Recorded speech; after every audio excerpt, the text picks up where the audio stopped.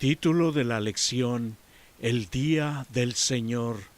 Nuestro texto inicial se encuentra en 2 de Pedro capítulo 3 verso 11.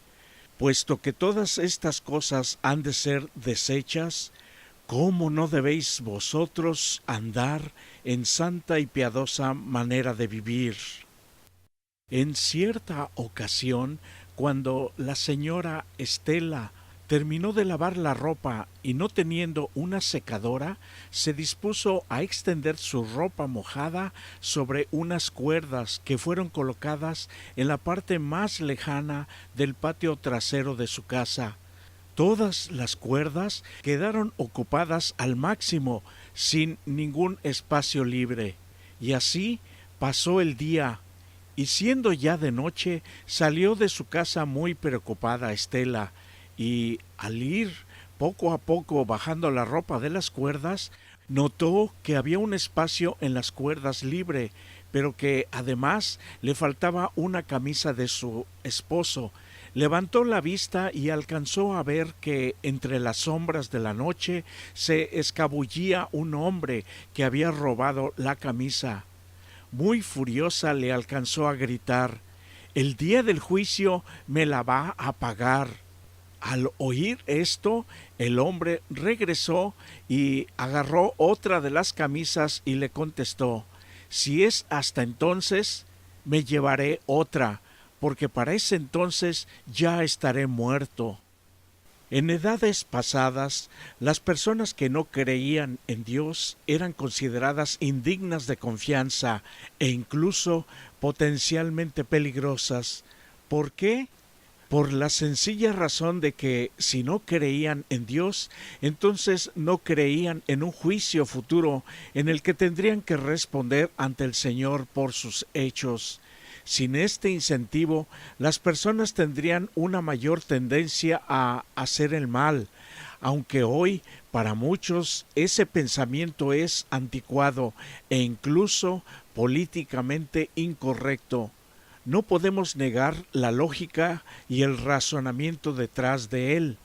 Como hemos visto, Pedro ahora nos advierte acerca del juicio que enfrentarán los malvados ante Dios, porque la Biblia es clara en cuanto a ese juicio que ha de venir. En este contexto, Pedro habla sin rodeos acerca del fin de los tiempos, el juicio, la segunda venida de Jesús y el momento en que los elementos ardiendo serán deshechos. Por eso, agrega, ¿cómo no debemos nosotros andar en santa y piadosa manera de vivir? Como vimos en el estudio anterior, Pedro nos advirtió de aquellos falsos líderes que, mientras prometían libertad, guiaban a las personas nuevamente a la esclavitud del pecado, lo opuesto a la libertad que se nos ha prometido en Cristo. Lamentablemente, esta no era la única enseñanza falsa que confrontaría a la Iglesia. Vendrían otras muy peligrosas, pero antes agrega: «Amados, esta es la segunda carta que les escribo, y en ambas despierto con exhortación vuestro limpio entendimiento, para que tengáis memoria de las palabras que antes han sido dichas por los santos profetas y del mandamiento del Señor y Salvador dado por vuestros apóstoles». Al decir esto, una vez más los dirige a la Biblia, al Antiguo Testamento. Les estaba recordando que tenían la palabra profética más segura. Nuestras creencias están cimentadas en la palabra de Dios, y nada del Nuevo Testamento justifica la idea de que el Antiguo Testamento ya no es válido o no tiene importancia. Por el contrario, es el testimonio del Antiguo Testamento lo que nos ayuda a establecer la validez del Nuevo Testamento y las afirmaciones que Pedro estaba haciendo acerca de Jesús. Ahora Pedro traza una línea directa y clara desde los santos profetas del Antiguo Testamento hasta su propia autoridad como uno de los apóstoles del Señor y Salvador. Dejó en claro el llamamiento que recibió del Señor para hacer lo que estaba haciendo. No es de sorprender entonces que hablara con tanta convicción y certeza. Sabía cuál era la fuente de su mensaje. La autoridad última en nuestra vida debe ser la bendita palabra de Dios y no la cultura o nuestro propio juicio o razonamiento, porque todos somos seres humanos imperfectos y a veces somos volubles. Después de todo, guardamos las leyes humanas que están basadas en las divinas, expresamente declaradas en la palabra de Dios. Por ejemplo, no robar, no matar, no codiciar, no tener relaciones sexuales ilícitas, no mentir en un juicio, los famosos derechos humanos. Y por qué no, veamos también los derechos divinos registrados en los 10 mandamientos. Existen argumentos que presentan los escépticos, los incrédulos, acerca del regreso de Cristo. Estos, como los que promueven una falsa libertad, tienen una cosa en común: siguen los deseos de la carne, andan en concupiscencia e inmundicia, según sus propias concupiscencias. ¿Acaso es coincidencia? No. Las pasiones pecaminosas pueden llevar a falsas enseñanzas. Entonces, los burladores, advirtió Pedro, harán una pregunta específica: ¿dónde está la promesa de su advenimiento? Desafían la fe de los cristianos de que Jesús regresará a esta tierra y presentan la innegable realidad de que muchos cristianos han muerto y las cosas permanecen sin ningún cambio, igual que siempre. Muchos hoy todavía piensan: para ese tiempo ya habré muerto y no veré nada, ni me pasará nada después de esto. Falsas creencias. Como cristianos que somos, tendremos que enfrentar a tales burladores, así como lo había predicho Pedro. Si Cristo aún no ha regresado, es por misericordia a mí o a alguien más que no quiere que se pierda. Este tiempo es de seria reflexión, comenzando con nosotros. Jesús vendrá en el momento menos esperado. En segunda de Pedro, capítulo 3, versos 8 al 10, Pedro, apoyándose en los escritos sagrados, les recuerda a los burladores que no es verdad que el mundo ha permanecido sin cambios desde la creación. Hubo un tiempo de gran maldad, después del cual Dios destruyó al mundo con un diluvio. Esto trajo un gran cambio que permanece con nosotros hasta hoy, y les anuncia que el siguiente cambio será con fuego, no con agua. Además, enfatiza que en el tiempo de Dios un día es como 1000 años y 1000 años como un día. Al hacerlo, hace eco del Salmo capítulo 90, verso 4. Debe quedar claro que nuestro concepto de tiempo no es como el de Dios. Por lo tanto, debemos ser muy cuidadosos en cuanto a los juicios que emitimos acerca del tiempo. Según lo vemos nosotros, parece haber una demora en el regreso de Cristo, pero solamente estamos viendo las cosas desde nuestra propia perspectiva humana imperfecta. Desde la perspectiva de Dios no hay demora. De hecho, Pedro está diciendo que por la paciencia y misericordia de Dios se nos ha otorgado un tiempo que pareciera es extra. El Señor no desea que nadie perezca. Es urgente que entendamos que tenemos este tiempo para proveer a muchos de la oportunidad de arrepentirse. Y más grave es que la paciencia de Dios no debería ser tomada como una oportunidad para posponer una decisión por Jesús y seguir pecando, rebelándose al llamado divino. Hoy es el mejor día para arreglar las cuentas con Dios. Mañana podría ser demasiado tarde, porque el día del Señor vendrá tan inesperadamente como un ladrón en la noche y ciertamente no pasará inadvertido. porque los cielos pasarán con grande estruendo y los elementos ardiendo serán deshechos. Así, el mensaje de Pedro es como el de Pablo. He aquí ahora el tiempo aceptable, he aquí ahora el día de salvación. Un joven intentaba testificarle a su madre que estaba al borde de la muerte.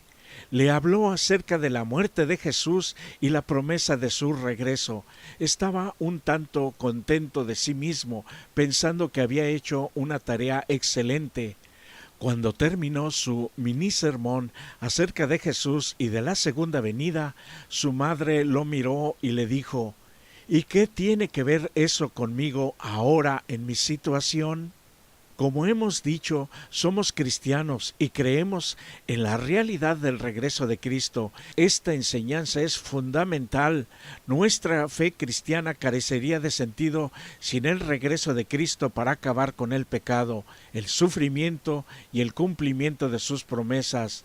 Pero ¿acaso no estamos en peligro de volvernos como el siervo malo de la parábola de Mateo capítulo 24, que nos advierte acerca de rebajar nuestros valores cristianos, especialmente con respecto al modo en que tratamos a los demás, y volvernos tibios en nuestras creencias y dejar de anhelar el regreso del Señor? Existe un peligro que, al pasar los años, la promesa de la segunda venida comience a desaparecer de nuestros pensamientos. Recuerda que mientras más tiempo estamos aquí, más cerca estamos de la segunda venida de Jesús. Pero en muchos, mientras más tiempo estamos aquí, su fe empieza a deslizar y debilitarse, pierden su fervor y ya no impacta en su vida diaria. Recuerda, por favor, la parábola de las 10 vírgenes. La Escritura advierte en contra de esta clase de complacencia personal. Pedro, por el contrario, asegura que si Jesús ha de regresar y hemos de enfrentar el juicio, los cristianos tenemos que llevar vidas en santidad y piedad, mantener a Jesús presente en nuestros pensamientos diarios y reafirmar el crecimiento de nuestra fe en Él. Pedro termina su epístola con la urgencia de llevar vidas santas y cuidarse de no ser desviados por el error de los inicuos.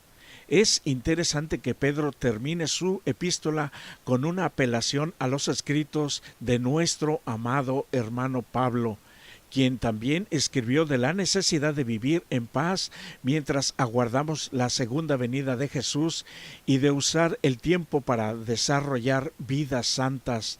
Pedro muestra que lo que escribió Pablo era altamente valorado ya desde los inicios de la historia del cristianismo. Las cartas paulinas eran tenidas en altísima estima. Por último, Pedro comenta de los escritos de Pablo como escritos sagrados, no menos que los libros de Moisés y los profetas. Los escritos de Pablo tenían ya la misma autoridad que la Biblia hebrea de ese tiempo. Algunos falsos maestros y líderes religiosos, utilizando los escritos de Pablo acerca de la libertad y la gracia, no solo excusaban, sino además participaban de los comportamientos pecaminosos. Pablo enfatizó fuertemente la justificación solamente por la fe, pero no da a las personas licencia para seguir pecando. Pedro advierte que aquellos que tuercen sus escritos lo hacen bajo su propio riesgo, su propia perdición. Tenemos que llevar ya la clase de vida a la que hemos sido llamados a vivir en Cristo Jesús. No hay otro camino para estar en paz con Dios en el día del juicio final. Jesús asimismo nos anima a meditar en la parábola de los 2 siervos de Mateo capítulo 24, ya mencionada en la parte 5 de este mismo estudio. Ambos esperaban a su Señor, pero llegaron a 2 conclusiones diferentes acerca de su regreso. Uno decidió que debía estar preparado para cuando el Señor volviese en cualquier momento.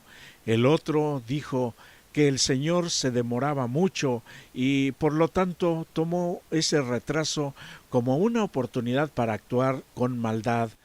Por cuanto no sabemos la hora exacta de su venida, se nos ordena que velemos, que estemos atentos.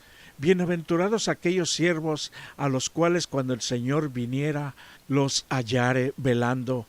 Los que velan esperando la venida de su Señor no aguardan en ociosa expectativa. Durante la espera de la venida de Cristo deben invitar a otros que no tienen esta bendita esperanza con su propio ejemplo y el testimonio de sus propias vidas, a temer al Señor y a sus juicios sobre los transgresores, que vean cuán gran pecado es rechazar sus ofrecimientos de misericordia. Así, los que aguardan al Señor purifican sus almas, obedeciendo la verdad ya revelada en su bendita palabra.